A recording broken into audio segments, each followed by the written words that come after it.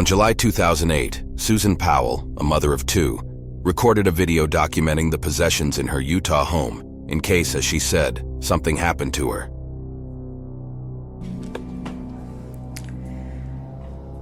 This is me, July 29th, 2008. It is 12:33 Mountain Time.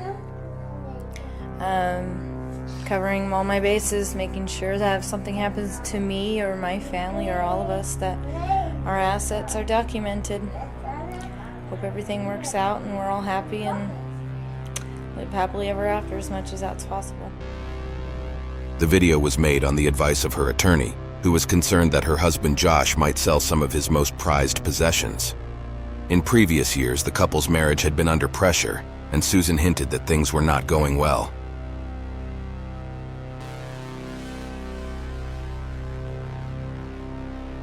This is all stuff bought in a year or less through Home Depot on my credit. Josh bought a lot of stuff and then he had to bankrupt it. And then he bought a little bit more on my credit. There's a nice lamp. These are things to roll wood with. And I had necklaces too. I don't know where those are. I just got in a rage, as you can see, and broke this. There's duds and pearls and opals in there. Broke this and threw all my DVDs and made a mess. Because he was angry at me about a year or two back.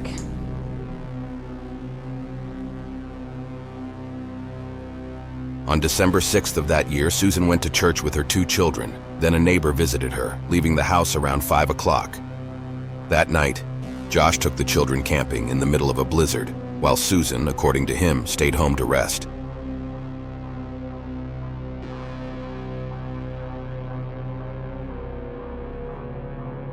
The next day, Susan was reported missing when the children were not taken to daycare. Josh, returning from camping, stated that when he left, Susan was sleeping peacefully and he did not know what had happened to her. No evidence of crime was found in the house, but police discovered a will in which Susan stated that Josh had taken out a $1 million life insurance policy in her name. She also wrote, "If I die, it may not be an accident." A few days after the disappearance, Josh attempted to withdraw funds from his retirement account and was declared a person of interest in the case. Susan's family and friends noted that Josh seemed uninterested in finding his wife, but he was never formally charged. During the investigation, the couple's children told police that Susan had gone with them that night, but gave confusing statements, stating that they had flown to the campground. Shortly thereafter, Josh and the children moved to Washington State, but child welfare deemed the environment unsafe, and Josh lost custody of the children. On February 5th, 2012, during a supervised visit, Josh locked the door, killing himself and his children in a fire. This act was considered an admission of guilt. The investigation then focused on her brother and father, who were suspected of knowing more about Susan's disappearance. But the case stalled when Josh's brother Michael committed suicide in 2013. Years later, Susan's father won a lawsuit against the state of Washington for child protection neglect, giving part of the settlement to a domestic violence charity. Today, the Puyallup community still remembers Susan and her children, but her body has never been found.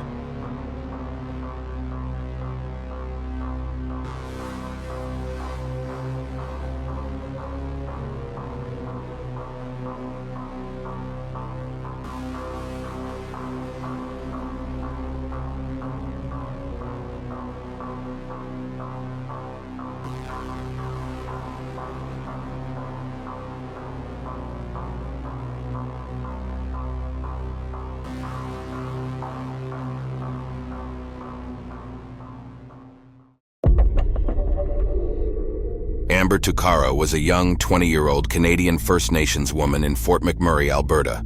In August 2000, she flew from Alberta to Edmonton International Airport, where she booked a hotel room with her 1-year-old baby and a friend for a short vacation. That night, she excitedly decided to hitchhike to the city alone, but was never seen again. When she didn't return to the hotel the next day, her friend contacted Amber's mother, who immediately alerted the Royal Canadian Mounted Police. Amber was soon reported missing. Authorities examined her phone records and discovered that she had received a call while with an unidentified man. The recording is disturbing, as it marks the last time Amber was heard alive.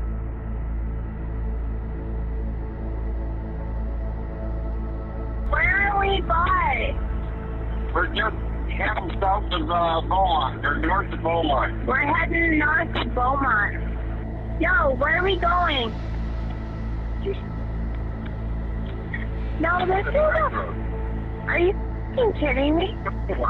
You better not take me anywhere I don't want to go. I want to go into the city. Jeez. Yo, we're not going into the city, are we? No, we're not. Then where the f*** is road going to? 50th Street. 50th Street. Are you sure? Absolutely. Yo, where are we going? 50th Street. 50th Street? 50th Street. East, right? Over now. Stop.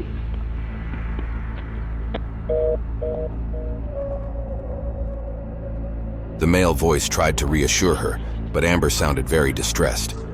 On August 20th, the police released the recording, but the official investigation into her disappearance did not begin until a month after the report was filed.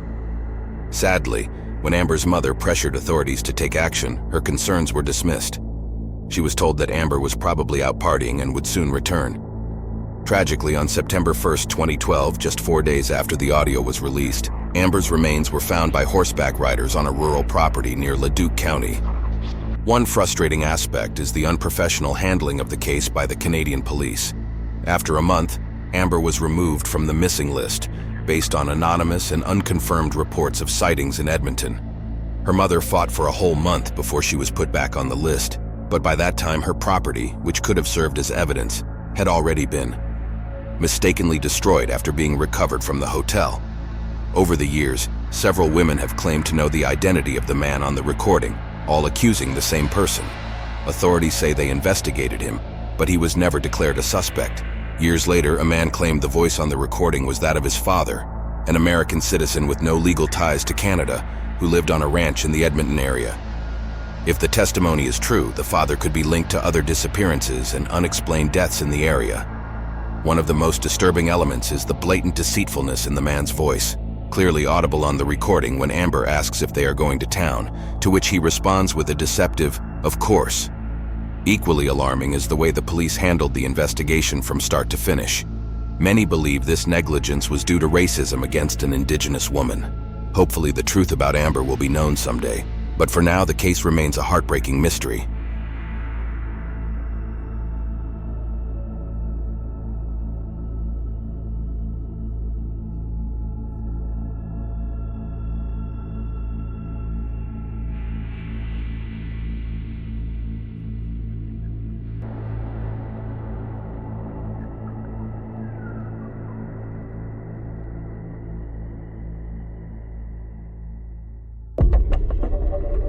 In late 2014, a YouTube user named Kenny Fee, who goes by the handle Snakebit McGee, commented under a video titled, "Area 51 Technician's Son Reveals Alternative Energy Secrets."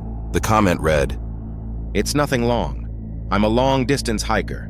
Once, during one of my hikes near Nellis Air Force Base, I found a hidden cave. The entrance to the cave was perfectly shaped like a capital M. I always go into every cave I find, but when I entered this one, my whole body started to vibrate. The vibration became stronger and stronger, and suddenly I got so scared that I ran away. It was one of the strangest experiences of my life." As you might imagine, Kenny's comment immediately caught the attention of many people. Some accused him of lying, while others encouraged him to return to the cave and record his findings, and he accepted the challenge. On October 18th of that year, Kenny posted a video of his long hike in the Nevada desert, trying to find the cave. "Here I am on my hike in the mountains north of Las Vegas. This is the canyon I just went through. My car is over there near the M Mountains at the end of this valley." Up here in the mountains north of Las Vegas, this is a canyon I just walked up in. Now you can't tell, but my truck is way out there by the mountains at the very, very end of this valley.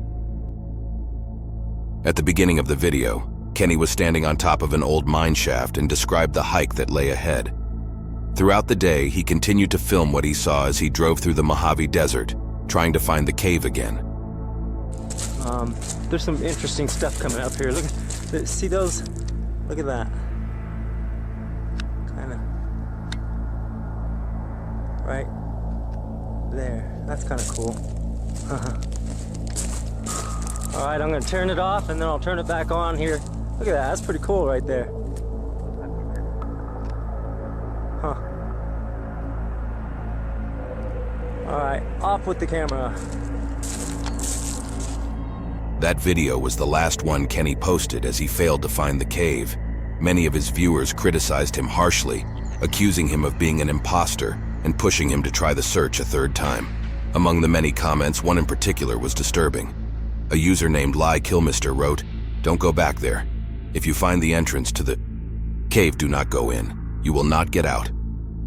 However, on November 10th of that year, Kenny told his family that he was going on a night hike, setting out alone to search again for the mysterious M Cave in the Mojave Desert, one of the hottest and driest places on Earth. That was the last time he was seen. On November 22nd, 2004, 12 days after he had left, a group of volunteers found Kenny's phone near the same mine shaft he had shown in his video. Unfortunately, after the phone was found, the search stopped and Kenny's body was never found. After his mysterious disappearance, several theories emerged as to what might have happened to him. Many believed he fell into the mine shaft or died from exposure to heat. Others suggested he might have witnessed a crime or discovered a secret military base and was subsequently eliminated.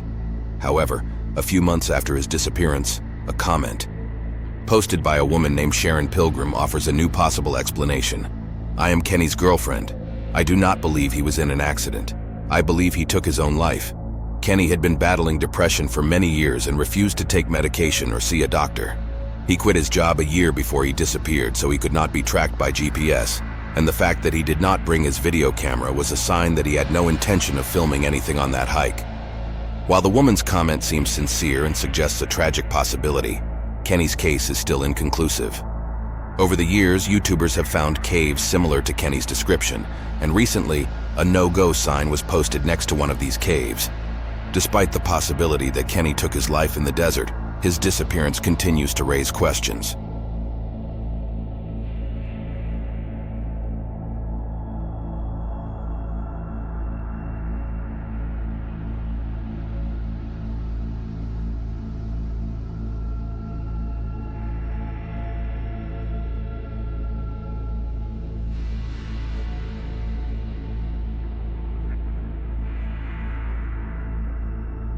Hiking in that almost perfectly resembled the letter M, and recently one of them even had a danger restricted area sign put up next to its entrance.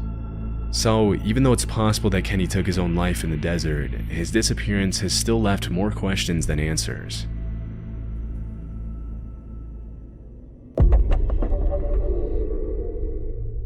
On September 8, 2015, a man named Tim, a resident of Mountain View, Minnesota, contacted the police to report the disappearance of his friend Henry McCabe, a 32-year-old Liberian immigrant and auditor for the Department of Revenue. According to Tim, Henry had attended a barbecue hosted by a friend, Emmanuel, and had subsequently gone to a nightclub around 11 o'clock in the evening. After interviewing the two acquaintances who had been with Henry that night, the police realized they had a complex case on their hands. According to the two friends who were with Henry at the Spring Lake SAA Club, Henry had been drinking heavily that night, and around 2 a.m., asked William, one of the two, to drop him off at a nearby gas station. William found it strange that Henry refused the offer of a ride home and dropped him off at the station anyway. After being dropped off there, Henry called his wife shortly after 2:20 a.m. Henry seemed delirious, according to his wife. During the call, and at the end of the conversation, called one of her husband's friends to ask him to pick him up. Although the friend did not respond, the last 2 minutes of the conversation between Henry and his wife were recorded on the friend's answering machine, and the content is quite disturbing.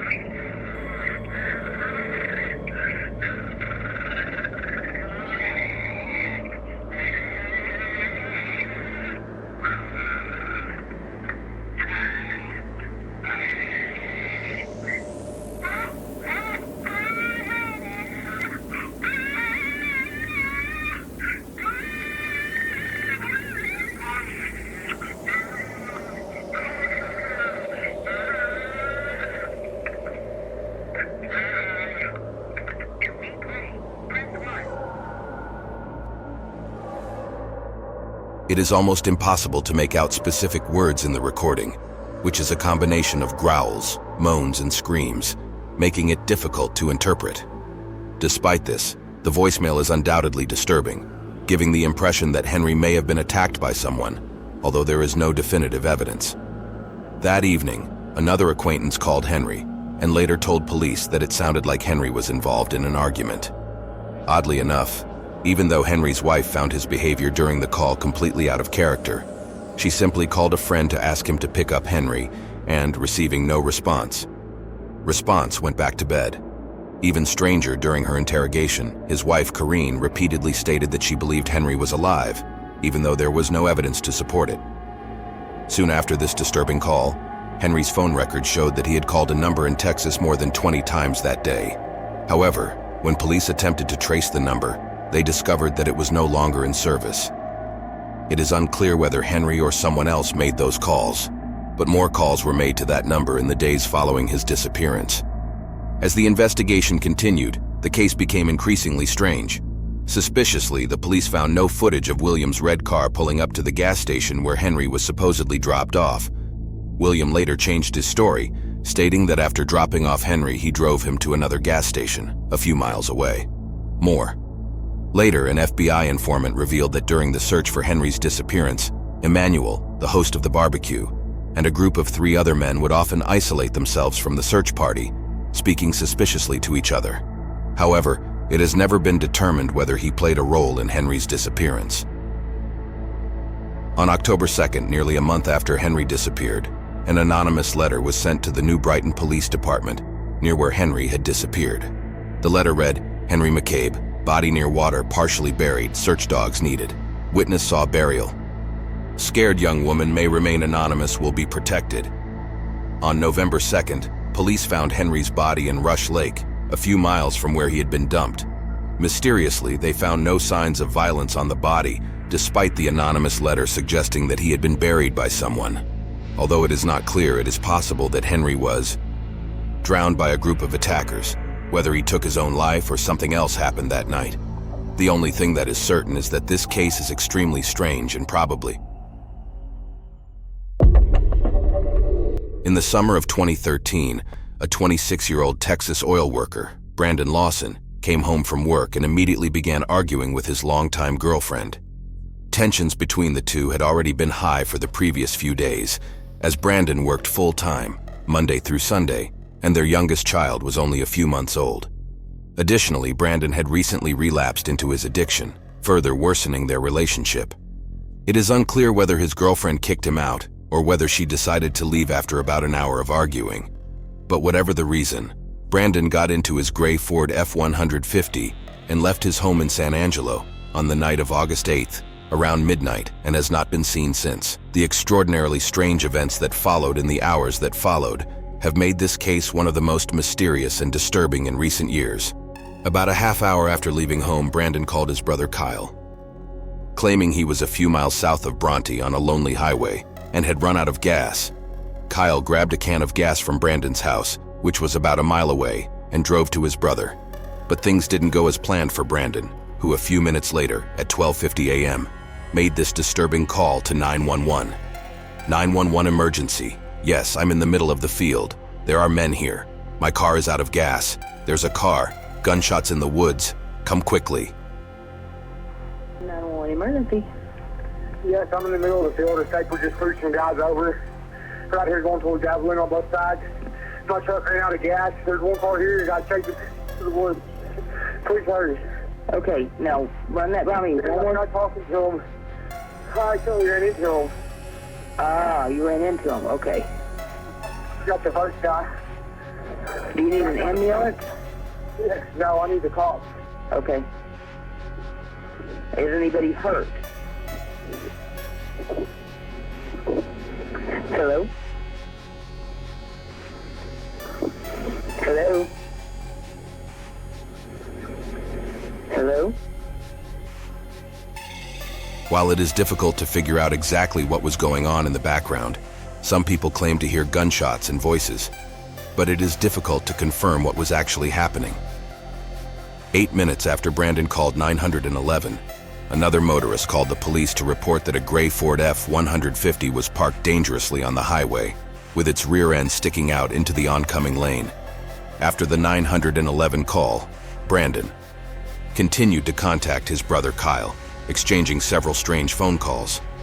Although these calls were not recorded, Kyle said Brandon seemed extremely paranoid, repeatedly claiming he was being chased by neighborhood Mexicans. When Kyle asked if he had been using drugs, Brandon adamantly denied it. Around 1:10 a.m., Kyle arrived at the location where the truck was parked, but Brandon was not there. A few minutes later, Brandon called Kyle again, saying he could see him, along with the officer who had just arrived on the scene, that he was bleeding and that they needed to hurry. However, there was no sign of him. Kyle attempted to contact Brandon several times, but the calls all went to voicemail. After searching unsuccessfully that night, the police launched an official search using helicopters, thermal cameras, dogs, and a large search team. Unfortunately, Brandon was never found. It was later discovered that on the night of his disappearance, Brandon had cashed in his retirement fund, leading to speculation that he may have chosen to disappear voluntarily. However, due to his distressing calls to 911 and his brother, it is also possible that he was the victim of some criminal activity or was assaulted by someone along the way. In February 2022, a small search party of family and friends found a pair of shoes and clothing that matched the description of those Brandon was wearing the night he disappeared. While investigating the area, police found human remains nearby. Even though these remains were sent for analysis over 2 years ago, there is still no definitive answer as to whether they belonged to Brandon or what happened to him that night. Hopefully, with time, clearer answers will emerge, finally bringing Brandon's family some much-needed closure. That's all for today. If you liked this video, don't miss the next contents. Like and subscribe to the channel to stay always updated and connected with terror. Thanks for being with us, and see you soon inside your fears on Chilling Shadows, USA.